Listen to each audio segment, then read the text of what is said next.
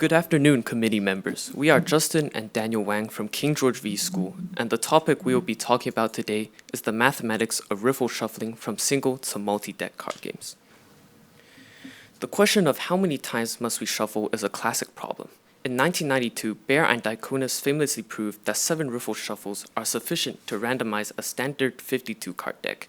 However, many popular games, like the Chinese game Guandan or Casino Blackjack, use multiple decks. Furthermore, in most games, players only care about the randomness of their hand, not the specific order of the whole deck. Our paper extends the classic theory to multi-decks, and more importantly, investigates the randomness of individual player hands, a problem that has not been studied before. To model multi-decks mathematically, we use the multiset Z and M, where we have M copies of cards 1 through N. For example, a 2-deck game of Guandan is Z54-2, and the standard 52-card deck is Z52-1. We define a shuffle as a random permutation changing the ordering of this multiset.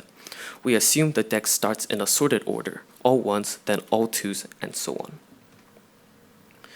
We model the standard riffle shuffle using the Gilbert-Shannon-Reeds or GSR model, where we cut the ordered deck into 2 piles with sizes following the binomial distribution, and cards are dropped into a single pile in turn with probabilities based on the remaining sizes of the piles. Baer and Diaconis generalized this to the A shuffle, where the deck is cut into A piles rather than just 2, with pile sizes following the multinomial distribution. Baer and Diaconis also introduced the inverse A shuffle, which can be viewed as the reverse of an A shuffle, where instead of cutting an ordered deck into A piles and dropping them into a single pile, we drop the ordered deck into A piles, which are then stacked to form the shuffled pile, with pile sizes following the multinomial distribution. An equivalent definition is to imagine assigning each card a random color from 1 to A, and then grouping them by color and finally stacking them together. While Baer and Diaconis showed that the inverse A shuffle and A shuffle are equivalent for single decks, this is not the case for multi-decks. This paper mainly focuses on the inverse A shuffle due to complications involving A shuffles.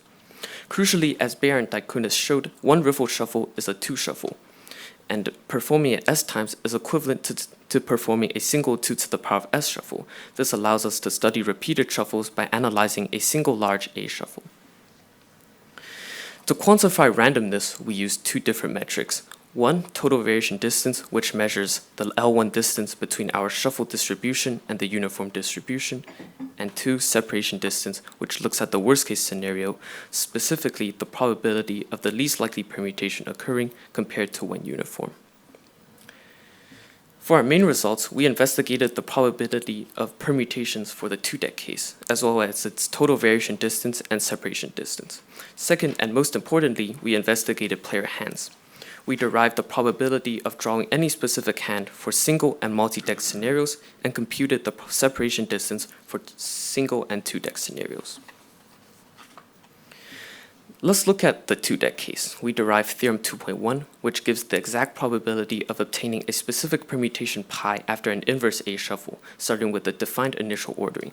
We found that this probability depends entirely on 2 features of the permutation: the number of descents, which is when a smaller number follows a larger one, and the number of sticky pairs, which is where 2 identical cards remain adjacent. To prove this, we analyzed how cuts are placed in the deck. Because the cards within a packet must remain non-descending, descents force a cut. Sticky pairs can be split or stay together, however they are only interchangeable in the former. Here we give one example of an inverse 3 shuffle to show all the possible ways to place 2 cuts. We use the combinatorial stars and bars argument to count the valid ways to place these cuts. By summing over the possible numbers of split sticky pairs and accounting for the interchangeability of identical cards, we arrived at the formula shown in the previous theorem. With the probability formula in hand, we can compute the total variation distance. To do this efficiently, we need to know F and dk, which is the number of permutations with exactly d descents and k sticky pairs. We derived a recursive formula to calculate this in theorem 2.4. This recursion is analogous to the derivation of Eulerian numbers as shown in the slide. Using this idea, we determine how inserting the largest element n into a smaller permutation affects the count of descents and sticky pairs. Here are the results for total variation distance. If we look at the column for 2n equals 108, which is the Guantan setting, we see the distance drops below 0.5 after 8 shuffles. This suggests that for a 2 deck of 108 cards, slightly more shuffling is required compared to the standard 7 shuffles for a single deck of 52 cards. Moving to separation distance, which measures the worst-case scenario, we prove several theorems establishing that in general, permutations with more descents and more sticky pairs are less likely to occur. This allows us to identify the least likely permutation, which is the sequence n to 1, n to 1. There is a typo, as it is meant to say n minus 1 to 1, n minus 1 to 1, instead of n minus 1, n minus 1 to 1. Using the probability of that least likely permutation, we computed the separation distance. As expected, this metric is stricter. For the 108 card 2 deck, we can see even up to 9 shuffles, there is little to no effect on the separation distance. We can also generalize theorem 2.1 to the M deck case, as shown in the slide.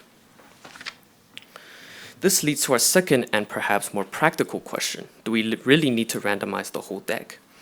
In games like Bridge or Guantan, players only see their own hand. We defined a hand as the first M cards of the deck and set out to find the probability of obtaining any specific hand. For a single deck, we derived theorem 3.1. This formula gives the probability of obtaining a specific hand E. The proof uses the coloring definition of the inverse A shuffle. We count how many ways we can assign colors to the cards such that the specific hand E ends up on top.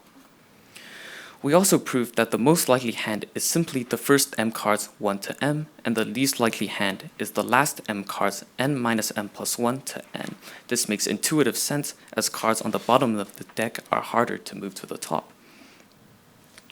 Using the probability of the least likely hand, we computed the separation distance for player hands. Notice the column for Bridge, which is n equals 52. While randomizing the order of the full deck requires 7 shuffles, the separation distance for a hand drops to 0.7 after just 4 shuffles and is very low after 7 shuffles. This is even more impressive considering the whole deck's separation distance remains very close to 1 even after 7 shuffles. This suggests that for a purpose of a fair hand, fewer shuffles might suffice. We then generalized this to multi-decks. Calculating this directly is difficult. Instead, we used a lifting technique. We mapped the multi-deck ZNS to a larger single-deck ZSN1. We proved that the probability of a hand in the multi-deck is the sum of probabilities of the corresponding hands in a larger single-deck. Using this lifting technique, we identified the least likely hands for the 2-deck case. The result depends slightly on whether the hand size M is even or odd, as odd hand sizes generate at least 2 corresponding hands in the lift. There is a nuance in multi-decks. Not all hands are equally likely even in a perfectly random deck. For example, drawing a pair of identical cards is less likely than drawing distinct cards. Therefore, we defined a generalized separation distance. We compare the probability of the least likely hand after shuffling against the probability of that same hand in a truly uniform draw. We also derived the explicit formulas for this distance for both even and odd hand sizes. Finally, here are the numerical results for 2-deck hands, where the hand size is half the deck. Looking at 2n equals 108, which is the Guantan setting. After just 4 shuffles, the separation distance is 0.85, and by 8 shuffles, it is extremely low. This indicates that randomizing a player's hand is significantly faster than randomizing the specific order of every card in the deck. In conclusion, we have extended Baer and Diaconis' work to multi-decks, finding that 8 shuffles are needed for total variation distance to fall below 0.5 in a 2-deck game, provided the first mathematical analysis of player hands, and showed that if we only care about the randomness of hands, significantly fewer shuffles may be required, potentially as few as 4 to 5 for practical gameplay. Thank you for listening.